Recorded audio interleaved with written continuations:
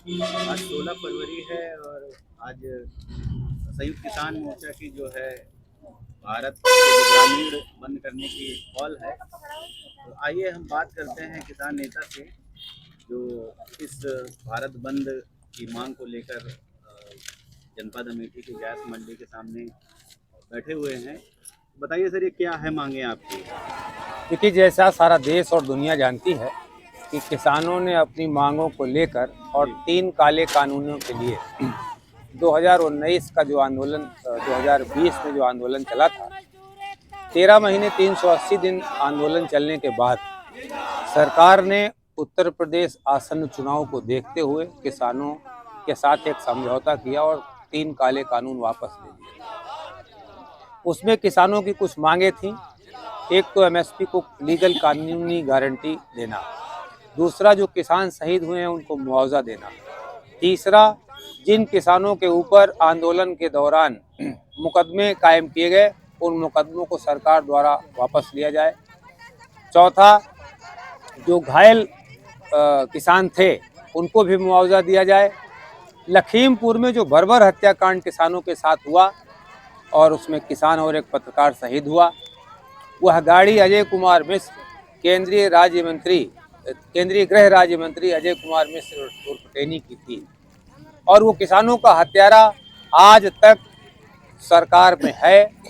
सरकार ने केवल उत्तर प्रदेश के चुनाव को देखते हुए किसानों से एक धोखेबाजी का समझौता किया था जिस पर जीरो अमल नहीं किया गया।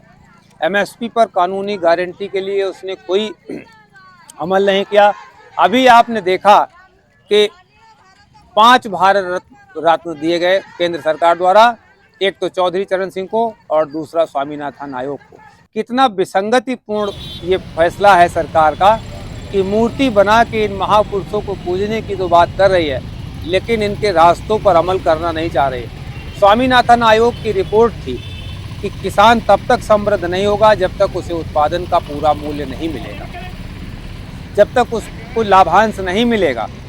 मुख्यमंत्री गुजरात सरकार नरेंद्र दामोदर मोदी ने 2012 में प्रधानमंत्री भारत सरकार मनमोहन सिंह को एक पत्र लिखा था कि किसानों को कानूनी गारंटी दे दी जाए, लेकिन मुख्यमंत्री से प्रधानमंत्री हुए नरेंद्र दामोदर मोदी आज अपनी ही बात को सुनना नहीं चाह रहे हैं और भारत सरकार की वेबसाइट से स्वामीनाथन आयोग की रिपोर्ट को डिलीट कर दिया गया, हटा दिया गया। अब वहाँ पर जाके आप पढ़ना चाहें कि स्वामीनाथन आयोग ने डॉक्टर एमएस स्वामीनाथन ने किसानों के लिए जो रिकमेंडेशन की थी 2006 में अपनी रिपोर्ट सरकार को दे दी थी कि किसानों की समृद्धि के लिए जो सबसे महत्वपूर्ण काम है वो है कि उनको लाभांश दिया जाए कृषि की उपज में।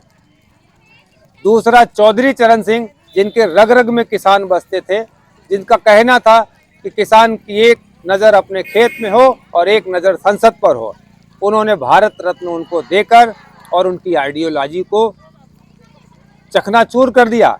आज पंजाब के किसान हरियाणा होते हुए अपने ही राज्य जो उसका एक भाग है वहाँ पर दिल्ली आने के लिए हरियाणा सरकार ने उनको बॉर्डर बना दिया है जैसे पाकिस्तान और चाइना दूसरे देशों में बॉर्डर है। 13-12 फरवरी से और आज तक किसान हरियाणा में घुसने के लिए संघर्ष कर रहे हैं और बैरिकेड के पीछे खड़े हैं। उन पर ड्रोन से आंसू गैस के गोले छोड़े गए, रबर की गोलियां चलाई गई, सैकड़ों किसान घायल हो गए। एक फौजी की आंख में गोली लगी जो रिटायर्ड फौजी है। तो इस तरह से बर्बर नृशंस किसानों के दमन पर ये सरकार उतारू है और इसने किसानों से जो वादे किए थे उन पर कोई अमल नहीं किया।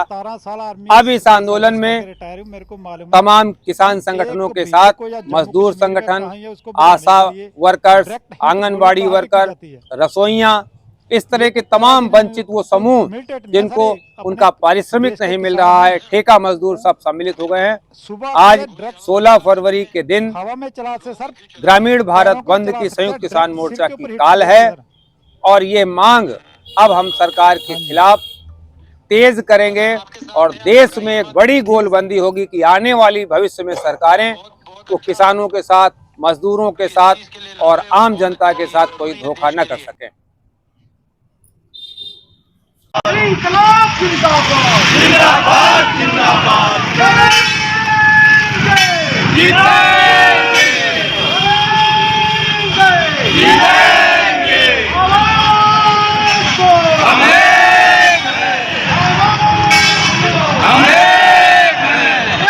कर्जा मुक्ति देवड़ा धाम खुशहाली के दो आयाम कर्जा